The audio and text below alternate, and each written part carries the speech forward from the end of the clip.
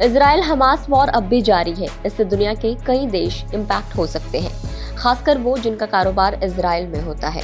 युद्ध की वजह से कच्चे तेल के दाम बढ़ चुके हैं और आगे भी बढ़ने की आशंका है, जो महंगाई की मार झेल रहे भारत के लिए काफी चिंताजनक होगा। वहीं कुछ दिन पहले गिरे सोने के दाम में भी बढ़ोतरी हो रही है। दोनों देशों के बीच में मामला और गर्म होता जा रहा है। इस बीच भारत ने हमास के हमलों पर इजराइल का समर्थन किया है। वहीं इजराइल और हमास वॉर के चलते भारत के दिग्गज कारोबारी गौतम अडानी को भारी भरकम नुकसान झेलना पड़ा है। दरअसल अडानी ग्रुप की एक कंपनी अडानी पोर्ट का कारोबार इजराइल में है। सोमवार को अडानी ग्रुप की इस कंपनी के शेयर्स में भारी गिरावट दर्ज की गई। शेयरों में इस गिरावट की वजह से कंपनी के मार्केट कैप में भी गिरावट देखने को मिली। इस गिरावट के कारण अडानी पोर्ट्स एंड SEZ की मार्केट वैल्यू में 8,561 करोड़ रुपए की गिरावट आई है। सोमवार को अडानी ग्रुप की company Adani ports and SEZ के शेयर्स में 4.85% की गिरावट रही। करीब 40 पॉइंट्स लुढ़क कर अडानी की कंपनी का शेयर 790.45 रुपए पर आ गया है। शुक्रवार को जब शेयर बाजार बंद हुआ था, उस वक्त कंपनी का शेयर 830.50 रुपए पर था। लेकिन सोमवार को बाजार खुलते ही अडानी पोर्ट्स के शेयर्स में जोरदार गिरावट देखी जाने लगी। सोमवार को सुबह 9:30 बजे ये शेयर 801 रुपए के स्तर पर आ गया और बाजार बंद होते ही 3:11 पर ये शेयर 790 के स्तर पर आ गया था।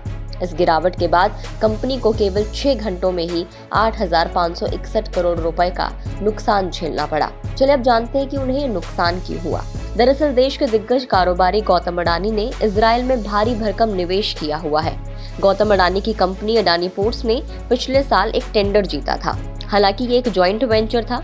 अडानी पोर्ट्स और इजराइल की कंपनी गैदोत ग्रुप ने हाइफा पोर्ट के प्राइवेटाइजेशन का टेंडर हासिल किया था। इस कॉन्ट्रैक्ट की वैल्यू $1.8 बिलियन के आसपास थी और इसमें अडानी की हिस्सेदारी 70% के करीब बताई जा रही है। हाइफा पोर्ट शिपिंग कंटेनरों में इजराइल का सबसे बड़ा पोर्ट माना जाता है। अब वॉर जैसी स्थिति में अडानी के शेयर्स पर इसका असर पड़ रहा है। अब इसको लेकर अडानी ग्रुप का बयान भी सामने आया है। इजराइल के हालात को देखते हुए अडानी ग्रुप ने अपने बयान में कहा कि वह परिस्थितियों पर लगातार नजर बनाए हुए हैं। वहां मौजूद कंपनी के कर्मचारियों की सुरक्षा के लिए भी जरूरी कदम उठाए जा रहे हैं। कंपनी के प्रवक्ता ने कहा कि अडानी पोर्ट के कुल बिजनेस में इजराइल के हाइफा पोर्ट की हिस्सेदारी बहुत कम, महज 3% है। वहीं कंपनी हाइफा पर बिजनेस कंटिन्यू करने के लिए तैयार है। अगर हालात में चेंजेस होते हैं तो उसकी तैयारी भी कंपनी ने पहले से ही की हुई है। वहीं हम इस युद्ध के असर के बाकी सेक्टर्स पर बात कर लें तो IT सेक्टर में भी मुनाफा वसूली आ सकती है।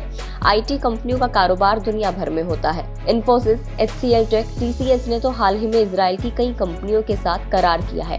इन्फोसिस ने इजराइल की कंपनी पनाया को $200 मिलियन में खरीदा था। इसलिए IT के शेयर्स में इस वॉर का असर पड़ सकता है। हालांकि अगले हफ्ते IT कंपनियों के रिजल्ट की शुरुआत भी हो रही है। TCS के 11 अक्टूबर, HCL टेक के 12 अक्टूबर और इन्फोसिस के भी रिजल्ट्स 12 अक्टूबर को आएंगे। वहीं सोने के दाम बढ़ने से गोल्ड से जुड़ी कंपनियों को नुकसान हो सकता है। टाइटन, कल्याण ज्वेलर्स, सेंको गोल्ड जैसी कंपनियां ज्वेलरी सेगमेंट में काम करती हैं, क्योंकि गोल्ड इनके लिए रॉ मटेरियल होता है। तो अगर सोने के दाम बढ़ते हैं तो इन कंपनियों को नुकसान हो सकता है। इसके अलावा रेलवे की कंपनियों पर भी असर पड़ रहा है।